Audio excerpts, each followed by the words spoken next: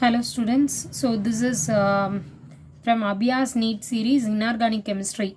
So in my previous videos we have discussed only about physical chemistry as well as organic chemistry.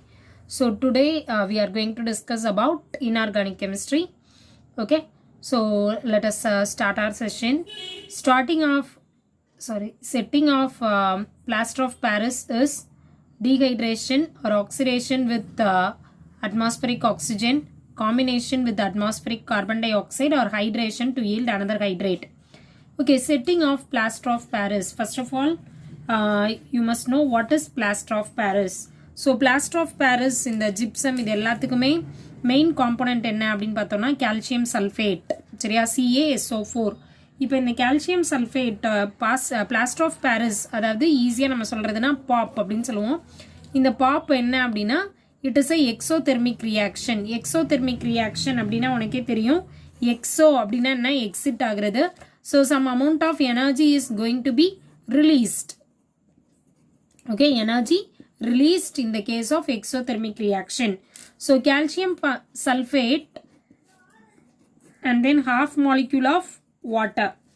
Okay, so இதான் வந்து என்னது calcium pop அதாவது plaster of Paris. இந்த plaster of Paris இப்போ திரும்ப என்ன பண்றாங்க அப்படின்னா hydration அப்படின்னா என்ன அர்த்தம் addition of water molecule. So if you add water molecule to this it becomes calcium. So if you add 1.5 molecule, that is 1.5 molecules of water to this pop, it becomes calcium sulfate 2 molecules of water, isn't it? Now this is a hard substance. So this hard substance name is gypsum. Okay, so it is like a paste. Now you just move on to your options. So there is nothing to deal with atmospheric oxygen or carbon dioxide. So B option won't come, C option won't come. And then dehydration means removal of water. We are adding water here. So A option is also wrong. So the answer is hydration to yield another hydrate. This is obviously another hydrate substance. So the answer is option D. Next question. Ionic radii in Armstrong unit is N3 minus, O2 minus, F minus or respectively. So we have to know the number of electrons in these three elements. So first வந்து ionic radii கண்டுபிடிக்கணும் அப்படின்னா இந்த மூணு எலமெண்ட்லையும் உள்ள number of electrons என்ன அப்படின்னு உனக்கு தெரியணும். இப்போ N3 minus, O2 minus and then F minus. In your question it has been given wrongly like this. It must be N3 minus, O2 minus and then F minus. Okay, so nitrogen, we know that the atomic number of nitrogen is 7 and for oxygen it is 8 and for fluorine it is 9. So minus 3 electron means actually we have to add, isn't it? அதாவது chemistry பொறுத்தளவு இங்கே minus இருக்குது அப்படின்னா நீ plus 3 எலக்ட்ரான்ஸ்னு போடணும். இங்கேயும் minus இருக்குது, so plus 2 electrons, இங்கேயும் மைனஸ், ஸோ ப்ளஸ் 1 எலக்ட்ரான். இப்போ எல்லாத்துலேயுமே பாரு த ஆன்சர் இஸ் சேம் 10 10 10. அப்போ இது மூலமாக நம்ம தெரிஞ்சுக்கிட்டது என்ன? These are all iso electronic substances. Iso electronic அப்படின்னா என்ன? எல்லாமே ஒரே மாதிரியான நம்பர் ஆஃப் எலக்ட்ரான்ஸ் இருக்குது. ஐசோ அப்படின்னா சேம் நம்பர் ஆஃப் எலக்ட்ரான்ஸ் இதுக்கு இருக்குது அப்படின்றத தெரிஞ்சுக்கிட்டோம். So same number of electrons இருக்குது அப்படின்னா அதோட சைஸ் எப்படி இருக்கும் அப்படின்னா the size order will also be same. அப்போ first வந்து N3 minus bigger size and then O2 minus and then only F minus. So in the same order we have to calculate. So first வந்து ரொம்ப பெரிய number வரணும், அதுக்கப்புறம் கொஞ்சம் அந்த மூணு வேல்யூவில் இருக்கிறதுல கொஞ்சம் பெரிய நம்பர், அதுக்கப்புறம் லீஸ்ட் நம்பர். ஸோ இந்த 3 வேல்யூஸ் தான் உனக்கு அடிக்கடி கொடுத்துருக்காங்க. இந்த 3 வேல்யூஸ் மட்டும்தான் இந்த ஆப்ஷன்ஸில் கொடுத்துருக்காங்க. ஸோ இது பிரகாரம் எங்கே ஆன்சர் வருதுன்னு பாருங்கள். 1.71, 1.40 அண்ட் தென் 1.36 கடைசியாக வரணும். ஓகேவா? So the answer is option D. In compounds of type ECl3 where E is boron, phosphorus, arsenic or bismuth, the angle of chlorine, boron, chlorine is different E are in the order. Okay. Before reading these options, let us try to find out the answer. What they have given ECl3 அப்படின்னு கொடுத்துருக்காங்களா. இப்போ இந்த ஈக்கு பதிலாக என்னெல்லாம் போடுறாங்க? BCl3, PCl3 and then ASCl3, finally BiCl3 இப்படி இருக்கு. இப்போ இவங்க மூணு பேருமே அதாவது phosphorus, arsenic, bismuth all of them have a sp3 hybridization. இதே இது boron family இது வந்து என்ன hybridization? sp2 hybridization.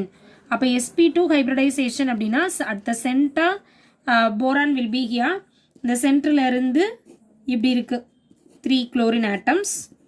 So the bond angle at this sp2 hybridization is 120 degree, whereas for sp3 hybridization 109 degree 28 minutes. Okay இப்படி இருக்கா. இப்போ இந்த மூணு பேருமே ஒரே மாதிரி sp3 hybridization சொல்லிட்டோம். அப்போ இந்த மூணு பேர்த்தில் யார் வந்து மேக்ஸிமம் பாண்ட் ஆங்கிள் இருக்கும் அப்படின்னு பார்க்கணும். ஸோ இந்த மேக்ஸிமம் பாண்ட் ஆங்கிள் இருக்குது அப்படின்னா இப்போ இந்த மூணு பேருமே it belongs to nitrogen family. Nitrogen family elements எழுதுங்க. Nitrogen, phosphorus, arsenic, antimony and then bismuth. So as you move down the group, what will happen? Move down the group. As we move down the group means we know that atomic number increases. So what will happen? The size of the atom also increases. So if the size of the atom increases, then the bond angle will be less.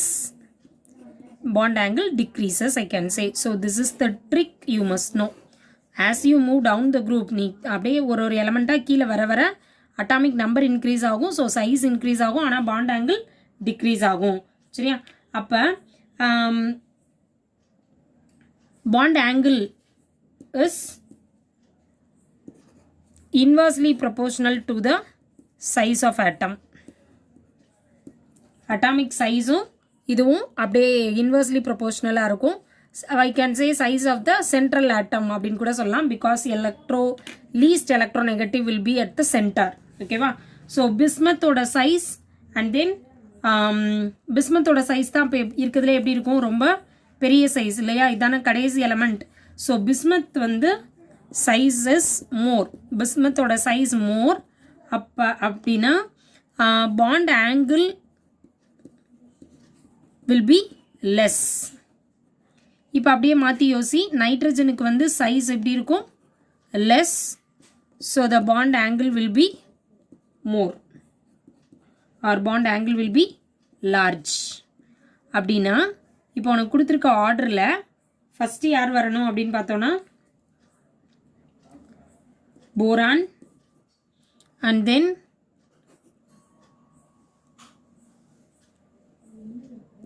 phosphorus and then only arsenic, finally bismuth, because the bond angle of bismuth. This is the order. You have to understand one thing clearly. இங்கே பாரு, இதில் இந்த boron it belongs to group 13. It is a different family. இது வந்து group 13 family. இது ஒரு வேற. இந்த பாஸ்பரஸ், ஆர்சனிக், பிஸ்மத் இதெல்லாம் வந்து it belongs to nitrogen family. சரியா? So this is group 13, this is group 15. That's why we have different hybridization also, bond angle also different. But in your question they asked us if it is generally given ECl3, what will happen to the angle which is different. சரியா? அப்போ இந்த trick நீ நல்லா ஞாபகம் வச்சுக்கணும். Bond angle is inversely proportional to the size of the central atom. So bond angle எப்போவுமே bond angle கூட இருந்துச்சு அப்படின்னா சைஸ் லெஸ்ஸாக இருக்கும். ஓகேவா? ஸோ இதான் இதில் பிஸ்மத் தான் வந்து என்னது லாஸ்ட் எலமெண்ட் இந்த நைட்ரஜன் ஃபேமிலி. அப்போ the size of the bismuth is more. Size வந்து அதிகமாக இருக்குது. அப்போ பாண்ட் ஆங்கிள் எப்படி இருக்கும்? லெஸ். அதனால தான் இது லீஸ்ட்டாக வருது. ஓகேவா? இங்கே பாருங்கள், பாஸ்பரஸ், ஆர்சனிக், ஆன்டிமனி, பிஸ்மத் அந்த ஆர்டரில் தான் இங்கே இருக்குது. So the answer is option D. Next question. Which metal is found in free state? Iron, gold, aluminium and sodium. So we have to know first of all noble metals. Noble metals அப்படின்னாலே உனக்கு எப்போவுமே நல்லா ஞாபகம் வச்சுக்கோ. noble metals அப்படின்னு எதை சொல்லுவோம்னா நம்மளோட ஜுவல்ஸ்க்கு யூஸ் பண்ணக்கூடிய மெட்டல்ஸ் தான் என்னது? noble metals. அப்போ சில்வர், கோல்டு, பிளாட்டினம் இது மூணு யாரு? noble metals. இந்த noble metals எல்லாருமே வந்து எப்படி இருப்பாங்க அப்படின்னா நான் ரியாக்டிவாக இருப்பாங்க. நான் ரியாக்டிவ் அதாவது ஈஸியாக ரியாக்ட் ஆக மாட்டாங்க. அதனால தானே நம்ம ஜுவல்ஸ்க்கு யூஸ் பண்ணுறோம். It doesn't react with oxygen or carbon di oxide.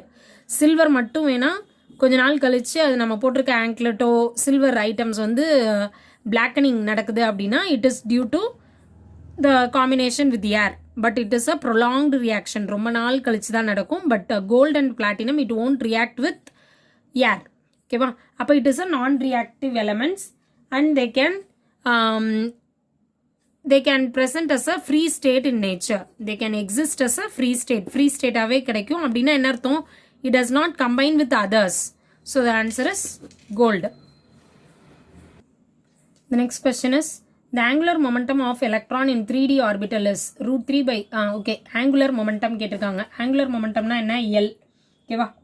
அப்போ இந்த angular momentumக்கான ஃபார்முலா என்ன? angular momentum is equal to square root of L into L plus 1 H by 2 pi. இதான் என்னது? angular momentum கான formula. So angular momentum is equal to square root of L into L plus 1 H by 2 pi. இங்க என்ன கொடுத்திருக்காங்க? 3D orbital. இப்போ first of all உனக்கு L values அப்படின்னா SPDF க்கு என்ன வரும் அப்படின்னு பாரு. SPDF 0 1 2 3. இதெல்லாம் எங்க நம்ம படிச்சிருப்போம் அப்படின்னா 11th standard second lessonலயே வந்துரும். ஃபர்ஸ்ட் வால்யூமில். ஓகேவா? ஸோ அங்கே படிச்சிருந்தீங்கன்னா தெரிஞ்சிருக்கும் எல் வேல்யூஸ். அப்போ டியோட எல் வேல்யூ என்ன? 2. அப்போ L is equal to 2. You just substitute in this formula. Square root of L into L plus 1 H by 2 by தானே. இதில் அப்படியே எல்லுக்கு பதிலாக 2 சப்ஸ்டியூட் பண்ணு. So 2 into 2 plus 1 H by 2 by. So square root of 2 into 3 H by 2 by. √6 into h by 2 pi. இப்போ இது √6 வந்துருச்சா? Okay. நம்மளோட ஆப்ஷனில் என்ன மாதிரி கொடுத்துருக்காங்கன்றதுக்கு ஏற்றாப்புல நீ வேல்யூஸ் கொண்டு வரணும், சிம்பிளிஃபை பண்ணணும் இல்லையா? அப்போ இது √6 இன்ட்டு ஹெச் பை 2 பைன்னு இருக்கிறத நீ எப்படி எழுதலாம்? √2 இன்ட்டு √2 எழுதுவோமா? ஓகே. அதே மாதிரி இந்த 6ஐ இப்போ எப்படி பிரித்து எழுதலாம்?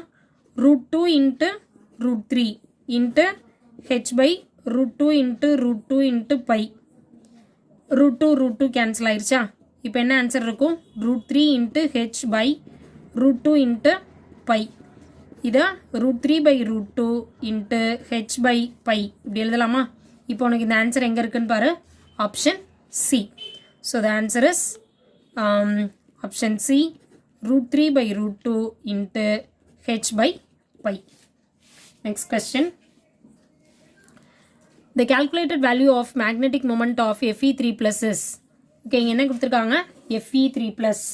இந்த Fe3 plus இதெல்லாம் கண்டுபிடிக்கணும் அப்படின்னா ஃபஸ்ட்டு வந்து இதுக்கு உனக்கு ஜென்ரலாகவே என்ன தெரியணும்? உன்னோட அந்த எலமெண்ட்டோட அட்டாமிக் நம்பர் தெரியணும். இப்போ அயன் அட்டாமிக் நம்பர் 26. அப்போ 26க்கு வந்து எலக்ட்ரானிக் கான்ஃபிகரேஷன் எழுதணும் அப்படின்னா 1s2 2s2 2p6 3s2 3p6 4s2 3d6. 26 தானே? 10 20 26. So the outer electronic configuration மட்டும் எழுதுகிறோம் அப்படின்னா 3d6 4s2. this is the outer electronic configuration. இங்கே எத்தனை அயான் கேட்டிருக்காங்க? Fe3+.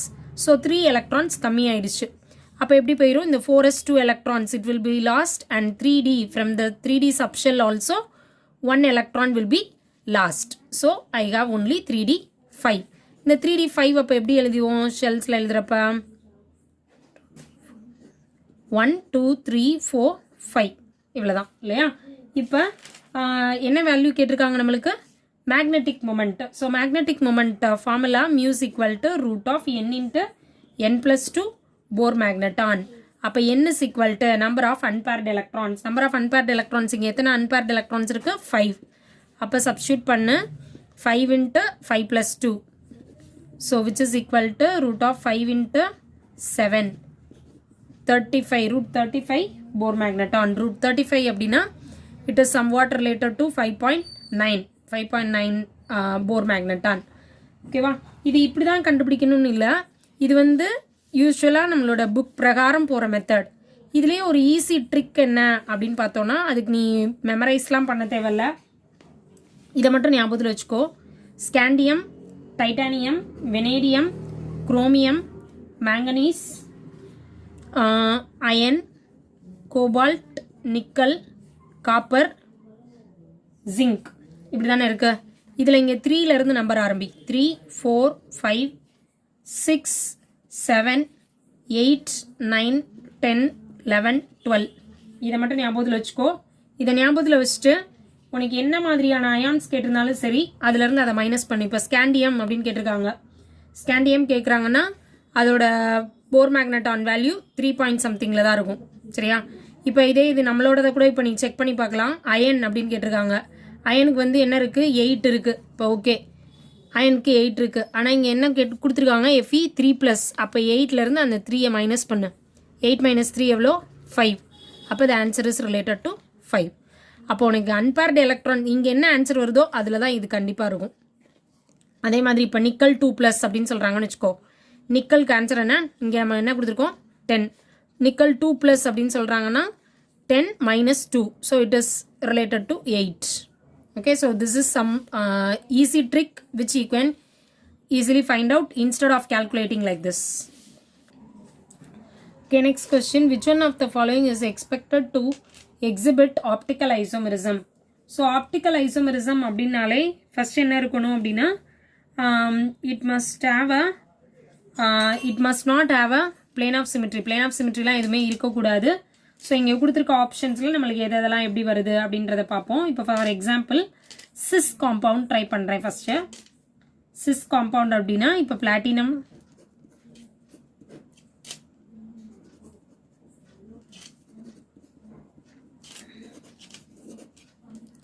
So this is what platinum NH3 twice and then actually it is 2 NH3 2 times and Cl 2 times. Okay, so இப்போ இதில் plane of symmetry அப்படின்னு நம்ம ஒன்று படிச்சிருப்போம். Plane of symmetry அப்படின்னா if I cut down it into 2 pieces I can get the same thing.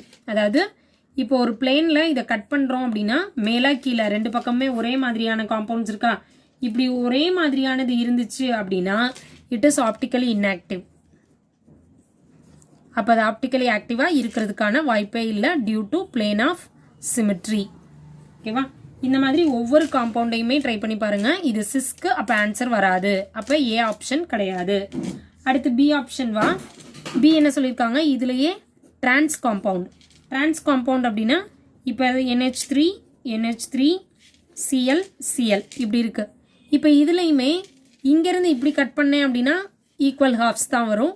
அதே இதில் இந்த பக்கத்துலேருந்து இப்படி கட் பண்ணனாலும் ஈக்குவல் ஹாஃப்ஸ் தான் வரும்.